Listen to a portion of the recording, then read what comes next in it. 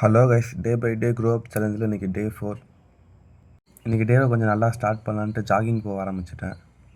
நான் இன்றைக்கி டேவை எப்படி ஸ்டார்ட் பண்ணணும், அதோட டே இன்றைக்கி நல்லாவே போச்சு. என்ன ஒன்று நீ ஷட் டவுன் ஆகிடுச்சு, அதனால் வீடியோ நிறைய எடுக்க முடியல. அப்புறம் இன்றைக்கி கொஞ்சம் வெளியில் போகிற வேலைலாம் இருந்துச்சு. சரி, அதெல்லாம் போய்ட்டு இன்றைக்கி முடிச்சுட்டு வந்துடுவோன்னு கிளம்பிட்டேன். இன்றைக்கி ஷட் டவுனுன்றதுனால லைவுமே இன்றைக்கி போட முடியல. அப்படியே இந்த கிரவுண்டையுமே கொஞ்சம் நல்லா பார்த்துக்கோங்க. இந்த கிரவுண்டில் தான் நான் சென்ச்சுரி அடிக்கணும், அதான் என் ட்ரீம். இன்றைக்கி ஜாகிங் வந்துட்டு ஒரு 500 மீட்டர் தான் ஓடிருப்பேன். அதுக்கே கொஞ்சம் மூச்சு வாங்கிடுச்சு. சரி, டே பை டே இம்ப்ரூவ் பண்ணிக்கலான்ட்டு அப்படியே கொஞ்சம் மூச்சு வாங்கிட்டு வந்துட்டேன். அப்படியே புஷ்அப் எடுத்து பார்த்தேன். சரி, எவ்வளோ தான் எடுக்க முடிஞ்சுன்னு பார்த்தா இன்றைக்கி ஒரு 20 தான் எடுக்க முடிஞ்சு. இதுக்கு முன்னாடி சிங்கிள் டேக்கில் 50 எடுப்பேன். ஒன் டே இதை சிங்கிள் டேக்கில் 100ஆக மாற்றணும்.